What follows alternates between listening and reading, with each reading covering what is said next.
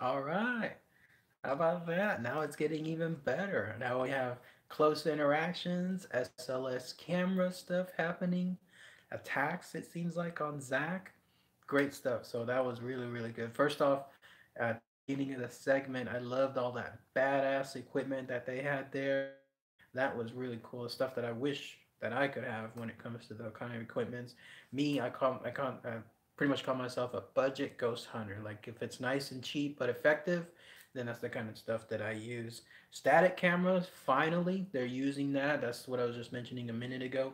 Why not just have stuff around all the walls, and then that way you can just see these things. I still think that they should live stream it and then have something there going, I don't know, 24-hour basis. Like that would be a good way to see this infamous black mist. Which, what is that anyway? Does someone know what that is? What's the history of that black mist there at the Conjuring house? Who knows what that is? Maybe that'll explain it more here in a minute.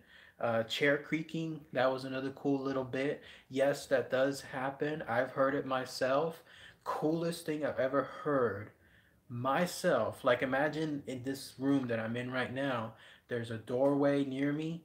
We heard, myself and others in the room, we heard the doorknob turn from that door from the inside, as it when we clearly nobody, we saw nobody there by the doorknob. And on top of that, the doorknob was in an area that it was enclosed with a gate in front of it, a screen door. So it's not like someone else could have been turning the doorknob from outside and forcing it to go to make that creaking noise. We heard it, and so that was really cool.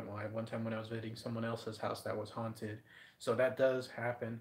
Night vision. Here's my thoughts on that. Whenever they decide to go, let's say, all dark and turning off all the lights and only using night vision equipment, I don't really myself believe in that. Only because you always hear all these stories when it comes to ghosts, encounters that people have had. People always say, I was washing dishes, or I was watching TV, or I was doing homework.